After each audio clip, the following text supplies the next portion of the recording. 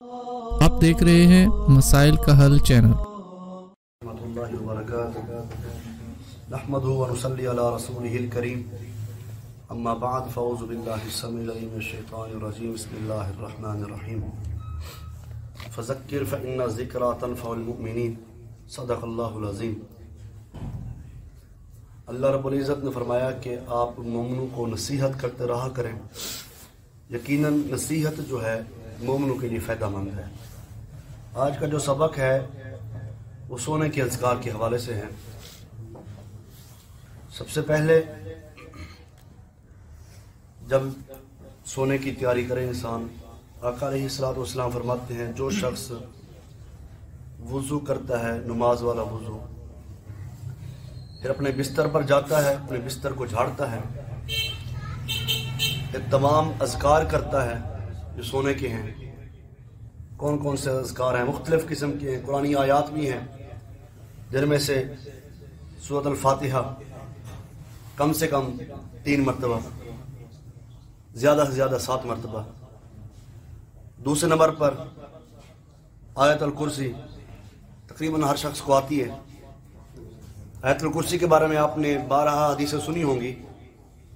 आका अलैहिस्सलातु वस्सलाम फरमाते हैं इसकी फजीलत के हवाले से, जो बंदा हर नमाज के बाद आयतुल कुर्सी की तिलावत करता है, अल्लाह रब्बुल इज़्ज़त उस बंदे को यकीनन जन्नत में दाखिल करेंगे। मौत और जन्नत के दरमियान में जो फासला होगा वो मौत का होगा। जब उसको मौत आएगी वो बंदा फौरन जन्नत में दाखिल कर दिया जाएगा इस आयतुल कुर्सी की वजह से। सुभान अल्लाह।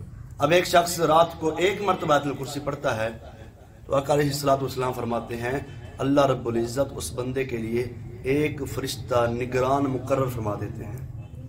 अब एक बंदा 3 दफ़ा पढ़ता है तो 3 फरिश्ते सारी रात उसकी हिफाजत के लिए खड़े रहेंगे, उसका पहरादार बन जाएंगे, उसके निगहबान बन जाएंगे कायनात के रब की तरफ से। तो ये आयतुल कुर्सी ज़रूर पढ़नी चाहिए। उसके बाद इसी सूरत अल-बकरा की आखिरी 2 आयत जो भी नमाज के अंदर मैंने पढ़ी, आमनर रसूलु बिमा उन्ज़िला इलैहि मिर रब्बिही वल मुमिनून, और सबसे अजीम बात ये है ये भी कुरान का हिस्सा है और ये वो तोहफा भी है जो आका अलैहिस्सलातु वस्सलाम को मेराज पर अता किया गया था। ये इतनी अजीम आयात हैं 2 आखिरी, इतनी फजीलत वाली हैं। आका अलैहिस्सलातु वस्सलाम फरमाते हैं अगर रात को बंदा सोने से पहले इन 2 आयात को पढ़ ले, अल्लाह रब्बुल इज़्ज़त उस बंदे को काफ़ी हो जाते हैं। जिसकी हिफाजत खुद कायनात का रब फरमाए तो रात को उसको जिन्नात, उसको टोने, उसके खदशात, उसको गंदे ख्यालात कैसे आ सकते हैं? इसका मतलब यह है हम इसको पढ़ते नहीं है, हमें पता नहीं है। आका अलैहिस्सलातु वस्सलाम फरमाते हैं जिस घर में ये आयत सूरत अल-बकरा तो वाज़ेह ऐलान है ना, जो बंदा पढ़े या उसकी तिलावत की जाए, इसकी आखिरी 2 आयत की भी इतनी फजीलत है। आका अलैहिस्सलातु वस्सलाम फरमाते हैं जिस घर में सूरत अल-बकरा की आखिरी 2 आयत पढ़ी जाए मुसलसल 3 दिन, उस घर में शैतान नहीं आ सकता, शैतान डेरा नहीं डाल सकता उस घर में जिस घर में सूरत अल-बकरा की आखिरी 2 आयत पढ़ी जाए। तो हम तब पढ़ेंगे जब हमें आएंगी, जब याद होंगी। जिन भाइयों को याद है बहुत अच्छी बात है, ये अल्लाह का फजल है। जिनको याद नहीं है उनको याद करनी चाहिए ना। ये भी जरूरी नहीं है कि आप जुबानी पढ़ें, देख के भी पढ़ सकते हैं। अब तो आज का सोशल मीडिया है, आज तुम ये सहूलियात, अगर मोबाइल को हम बाकी कामों के लिए इस्तेमाल कर सकते हैं तो कुरान के लिए भी इस्तेमाल कर सकते हैं ना। उसको रात को निकालें मोबाइल को, उसी से पढ़ लें, देख के पढ़ें जरूर। मामूल बनाए जिंदगी का कि सूरत अल-बकरा की आखिरी 2 आयत हमेशा रात को पढ़ के सोनी है। इंशाअल्लाह फिर रात को गंदे ख्यालात नहीं आएंगे। उसके साथ साथ आखिरी 3 कुल ज्यादा मशहूर हैं, लेकिन आज मैं एक इजाफा करता हूँ, आखिरी 4 को पढ़ लिया करें। सूरत अल-काफिरून को भी साथ मिला लिया करें। ये भी उन हदीस में आती है। मैं आज ये हदीस पढ़ रहा था, आका अलैहिस्सलातु वस्सलाम फरमाते हैं जो बंदा रात को सोने से पहले सूरत अल-काफिरून पढ़ के सोता है उस बंदे की मौत तौहीद पर होगी। वो मुशरिक होकर नहीं मरेगा क्योंकि इसके अंदर है तौहीद। कुल या अय्युहल काफिरून ला अअबुदु मा ताब, ये सारी क्या है? तौहीद है। और जो बंदा 3 दफा पढ़ के इकरार करता है ना, सूरत इखलास है, सूरत फलक वन्नास, पता ये कितनी अजीम सूरतें हैं, इतनी अजीम सूरतें हैं। अल्लाह के पाक पैगंबर صلی اللہ علیہ وسلم یہ آخری 2 صورتیں سورۃ الفلق اور سورۃ الناس اپنے دونوں نواسے سیدنا حسنین کریمین سیدنا حسن و حسین رضی اللہ عنہما پر دم کر کے سوتے تھے. آپ ان کے اوپر پھونک مارتے تھے ان آخری 2 صورتوں کو پڑھ کر. اور ایک حدیث میں آتا ہے کہ سیدنا ابراہیم علیہ السلام بھی سیدنا اسحاق اور سیدنا اسماعیل پر ان 2 صورتوں کو پڑھ کر دم کیا کرتے تھے. اتنی عظیم صورتیں. جب آقا علیہ السلام پر جادو ہوا تھا اس وقت بھی ان دونوں صورتوں کو آقا نے پڑھ کر اپنے اوپر دم کیا تھا. وہ 11 گرے تھیں. ان کی بھی 11 آیات ہیں. ایک آیت پڑھتے گئے ایک گرہ کھلتی گئی. اس میں شیطانوں کے جتنے بھی ٹونے ہوں گے آپ پڑھیں گے انشاءاللہ. ترجمہ کے ساتھ پڑھ لیں ایک دفعہ دیکھ لیں. یقیناً اتنا عظیم فائدہ ہوگا اگر کوئی بندہ رات کو 3 مرتبہ پڑھ کے سوتا ہے. یقیناً وہ ہر ایک پریشانیوں سے دور ہو جائے گا. تو رات کو پڑھ کے سونا چاہیے. اب سورت ملک ہے, بڑی عظیم سورت ہے. اس کی کتنی آیات ہیں جی؟ 30 آیات ہیں. 30 آیات والی سورت. پتہ اس کی فضیلت کیا ہے؟ آقا علیہ السلام فرماتے ہیں جو بندہ رات کو سورت الملک کی تلاوت کر کے سوتا ہے کل قیامت کے دن یہ سورت اللہ کے ساتھ سفارش کرے گی, جھگڑا کرے گی. حدیث میں جھگڑا کرے گی, اللہ اس کو معاف کر دے. تیرا بندہ رات کو سورت ملک کی تلاوت کر کے سوتا تھا.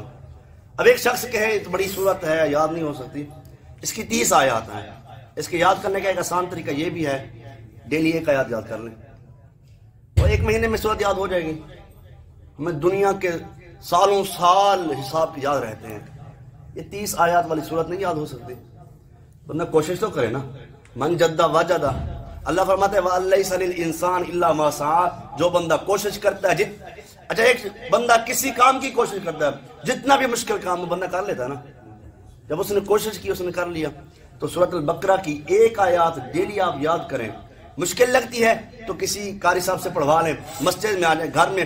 آج کل تو موبائل ہیں, سرچ کریں اور جس قاری کی آواز میں سننا چاہیں سن سکتے ہیں. دنیا کے جس قاری کی آواز میں سننا چاہیں سن سکتے ہیں. جو دنیا سے چلے گئے ان کی آواز بھی سن سکتے ہیں. ریکارڈ موجود ہے نا آج کل. تو بڑی آسان طریقہ ہے. آج کل تو بہت ہی آسان ہو چکی ہے ہر چیز یاد کرنے کے لیے.